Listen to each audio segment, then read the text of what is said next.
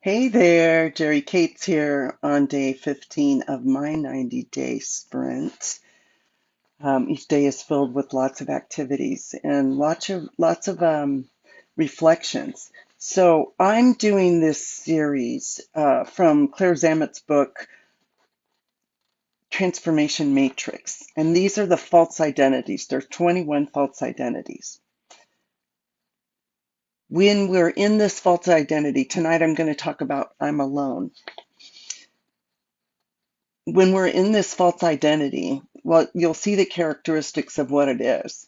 And then I'll talk about ways to help you shift out of those false identities and step into your power. So, first of all, let's see. Let's just check in on this 90-day sprint. If you're here live, hashtag live, will you do that? Hashtag live or hashtag replay? I just would love to know that people are seeing these and and hey, your key takeaways. So this I'm alone. Now I said the other day that the three most common false identities were I'm not enough, I'm invisible, and I'm alone. Well, I'm alone is disconnection from others.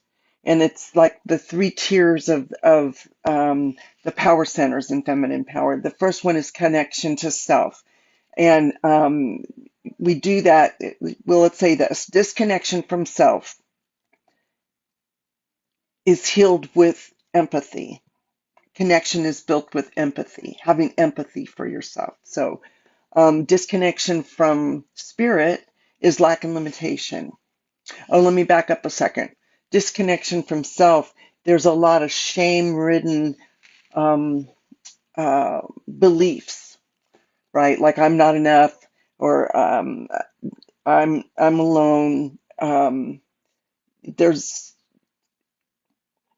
You heal the shame with empathy. That's the point I'm trying to make. All right. And so connection to spirit. So disconnection from spirit is lack and limitation. So if you have lack and limitation in your life, you need to reconnect. So, and the third part is disconnection from others is isolation, right? So how do you do that? How do you turn isolation around? By connection with others, by connection with others. Um, so let's see. Let's dive into this. So if you have struggle building meaningful connections, you probably want to listen to this talk. And how often do you feel isolated, like you have to handle everything on your own? And then I'm going to invite you to take a step back and see, might you be there setting that up by when help is offered, not taking it, right? Deflecting it, or maybe even being unpleasant about it.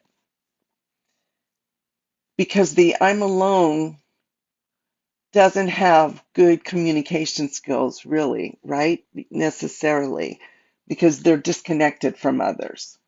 So let's talk about the hidden path of I'm alone.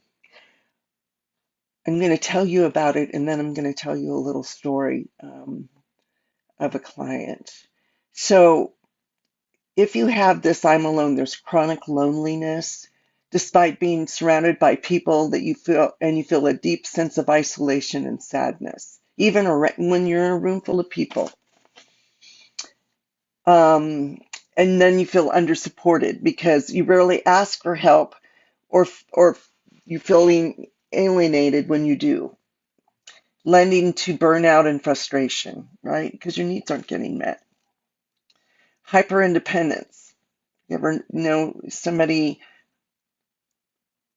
who's has this hyper independence, and it's believing you have to be self-sufficient, which prevents you from forming deep supportive relationships. Can you see how that works?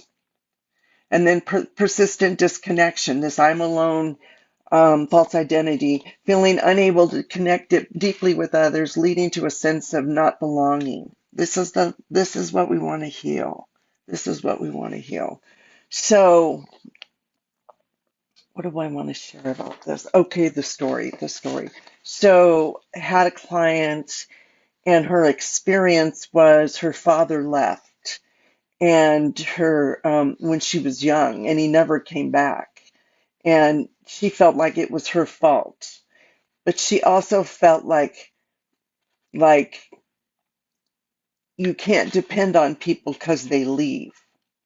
So she set up relationships in her life where they left, right? They were there was dysfunction there, but she was also um, hyper independent, which made it hard to have that close relationship because she couldn't fully trust because she figured that people were going to leave, right? And that came out of that I'm alone false identity.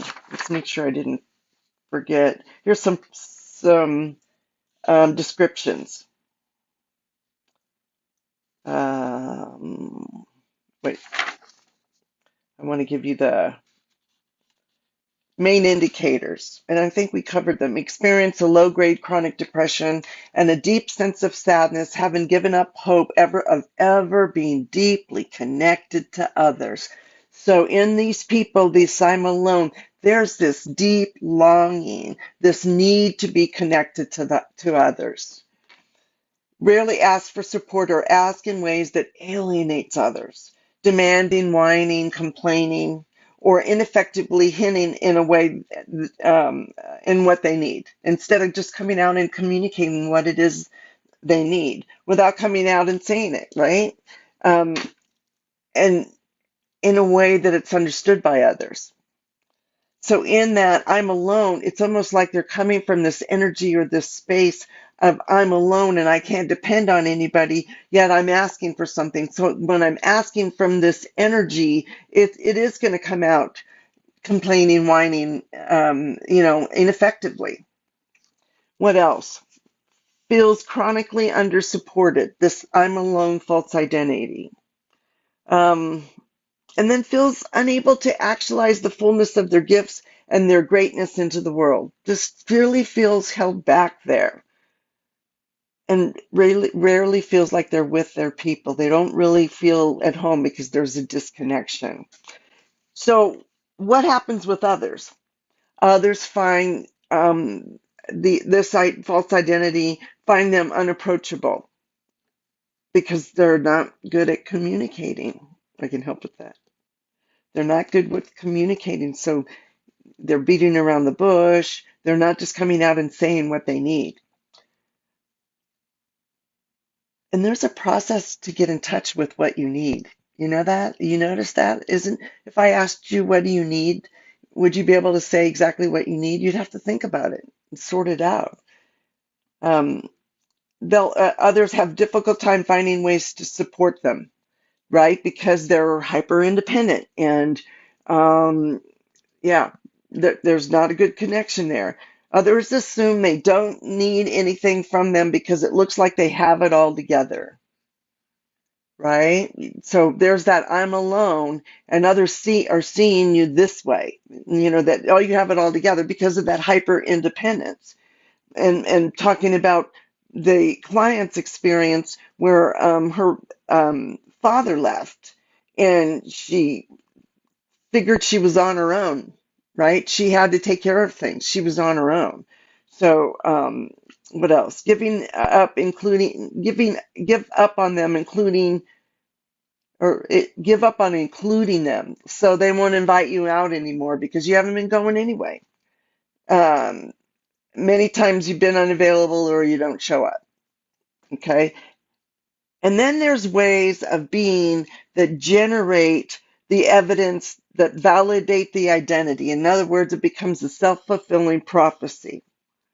So if I'm alone mindset or false identity, I would avoid joining collectives or communities, preferring to go it alone. Um, like read self-help books, engage in solitary spiritual practice, lives by themselves, and works by themselves at home. Um, Rarely participates in groups as an equal, prefers instead to lead the group they are part of or stay on the sidelines. The I'm alone. You got to be in charge. Got to be in control. See if I can find one or two more. Ooh, doesn't make requests for support even when they desperately need it. I'm alone, right? I'm on my own. That's the AKA for that. Um, and then they'll design their whole lives inside of self-sufficiency. But remember, they're still having this longing for connection. There's this unmet need of connection. And that's what I'm here to disrupt. That's what I'm here to disrupt. So, okay, so those are some of the key indicators. So then, we want to identify the pattern. When we isolate ourselves and avoid seeking support, um, often believing that we must be self-sufficient. So that's the pattern. The pattern stems from the belief that relying on others is a sign of weakness and that we can't trust others to meet our needs. Or there's that about trust. Yeah, I can't trust others about to meet our needs, like the person whose father left her.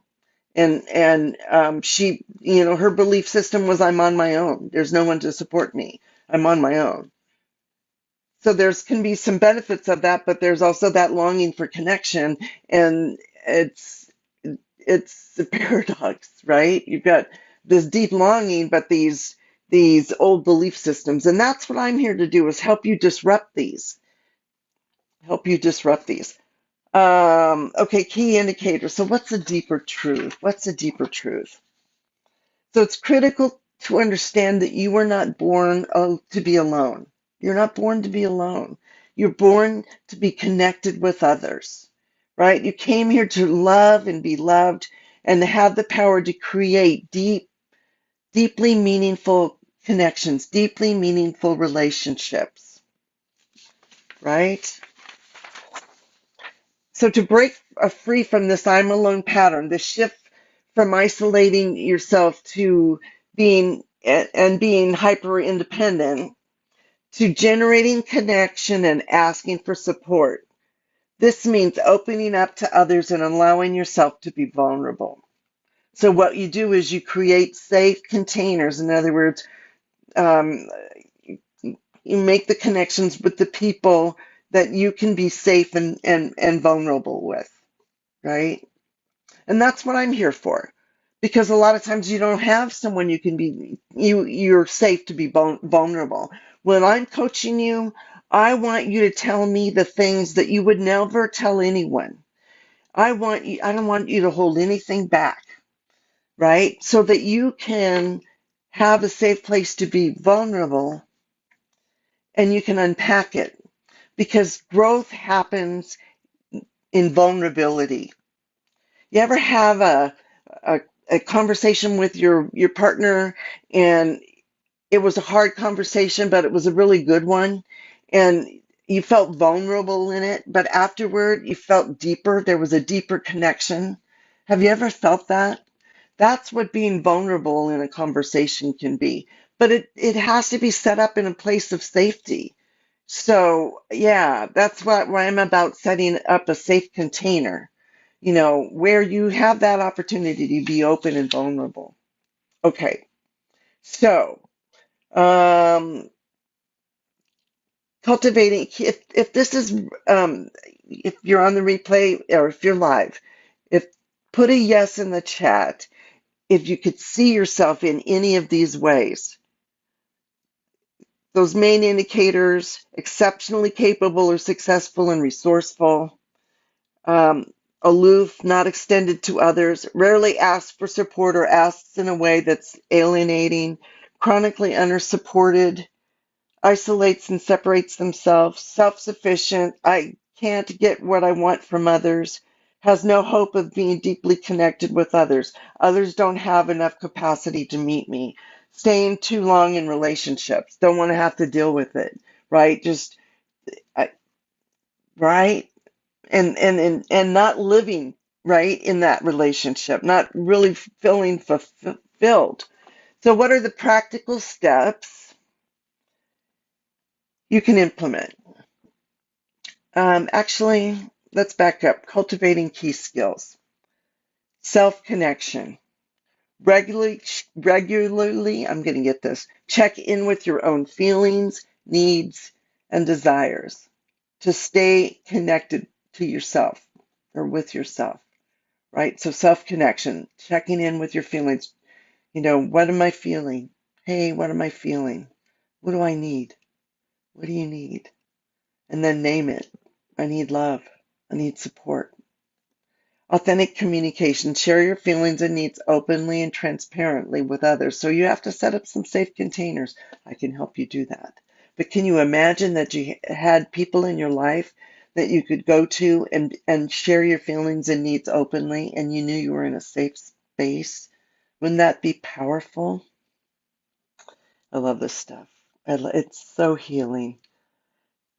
Healthy support. Ask for support. You'll be able to ask for support in ways that others can understand and respond to you effectively. I'm asking in a way, I'm finding that I need some support. Here's how you can help me, and sharing that, right? Asking in a way, how does that feel? Or, are you available, right? But asking in a calm way, not asking from a place of, oh, I don't expect him to do it anyway. You have to be in a different place. You have to give up that old story. So notice, are you someone who has this expectation? This came up in our coaching call earlier, our training. Are you having this expectation when you go to talk to someone that they're not going to respond well, that they're going to deflect you, that they're, so having, and maybe they behaved that way in the past, but having the expectation that you're going to have a deeper conversation, you don't get caught up in the emotion of it. Does that make sense? Because you're grounded coming into it and you're in a different place. I'm coming with this expectation that we improve or improve our communication and have a deeper relationship out of it. So we're going to have a hard conversation, and I just want to know if it's okay if we can do that, right? See, you can say that to your partner, right? And get their acknowledgement. Then you know they're on board with you. So healthy support. It's good stuff, healthy support. And then relationship building. I've been kind of talking about this. Make time and space to include others in your life and appreciate their contributions. So you're building the kind of relationships that are there to support you, and you're there to support them. They're your evolutionary partnerships. Hello, ladies. You're catching the end of this. This is about I'm alone. Do go back and listen to it. This is the false identity I'm alone. I'm doing 21 of them. I'm on the third day of it. I was doing a 90-day sprint and I thought I'm going to go through this so I can share this information with you and I can learn it. I've done I'm invisible and I'm not enough. And today I'm talking about I'm alone. And so this I'm alone person is hyper independent. When somebody offers them help, they deflect it. They don't ask for support. They feel like they can do it better on their own, but they have this deep longing for connection. It's a paradox, right? All these things going on, but this deep longing for connection. So, and then the cultivating key skills. Since you're here, I'll share those again too. Self-connection, regularly checking in with yourself on your feelings, your needs, your desires to stay connected with yourself. There's this wonderful little exercise that I used when my husband passed away. I'd close my eyes and I'd say, Jerry, what are you feeling? I'm feeling afraid. I can see that you're feeling afraid. So what's going on there is me, the little, lesser developed side of me, the little girl call or whatever, is feeling the feelings, and then the wise adult self is asking, what are you feeling? I'm feeling afraid. I can see that you're feeling afraid. So just holding space and witnessing, not trying to fix it, just holding space for whatever that feeling is. And then we do it with needs too. So asking yourself, what do I need? It's a powerful thing. Start there. What do I need? What am I feeling right now? What am I feeling? Checking in with yourself. And then, like, don't forget your desires. We so often don't even allow ourselves to have our desires. I've got lots of tools to dig deep and really get where the magic is. You know, what are your deep desires, right? What are your values? What's your why, right? We want those in our forefront so that we can create the things we want to create in our life. Yeah. All right. Healthy support, asking for support in ways that others understand and respond effectively. So the I'm alone person has a tendency to ask for support in alienating ways, whining, complaining, something like that. So something to be used to. Ask in ways that are empowering and relationship building. I said that, didn't I? On relationship building, there's this thing about creating evolutionary partnerships. And the difference between an evolutionary partnership and a girlfriend relationship, we're going to compare the two. A girlfriend relationship is about comfort. An evolutionary partnership is about growth and evolution. So in an evolutionary partnership, we're willing to have the difficult conversation because we know the relationship is going to survive it, right? It's not going to end the relationship. So we're willing to have that difficult conversation to go a little deeper. An evolutionary partner is willing to notice what's not being noticed, not just buy into the girlfriend relationship of, whatever they say, like I break up with my boyfriend and the girlfriend is colluding with me, telling me about her bad boyfriend experiences and stuff. That's not supporting anybody, right? That's someone really trying to be supportive, but they're not tools that are effective in supporting. So an evolutionary partnership, I would acknowledge the beautiful things about someone and know that there's a perfect partner for her. You see the shift, you know, it's a shift. So evolutionary partnerships, if you want to know about those, let's have a talk. Let's have a conversation that matters. You can go create them in your life. Create them with your kids. You can create them with your partner, your significant other, your friends, and they don't even really know you're doing it in the beginning. I'm not kidding. It's just because you're showing up from a different place. You're showing up from a place of possibility. And I know I'm off track here, but really I'm not. Because part of being alone, or the opposite of being alone, is connection, right? Having deep connections. So let's make sure we got everything. Oh, daily check-ins. So reach out, call or message a family member or a friend, um, and ask, and share something about your day or ask for support. So on this 90-day sprint, here's what I'm doing. I have a section for relationships. And in there, I have a family member who doesn't like me. I know it's hard to imagine somebody doesn't like me, but it's not anything I did. So every day I bless my family and I start with her. I want to send love and healing because if I can't heal it outside, I've done everything I can. I can sure heal it on an energetic level, right?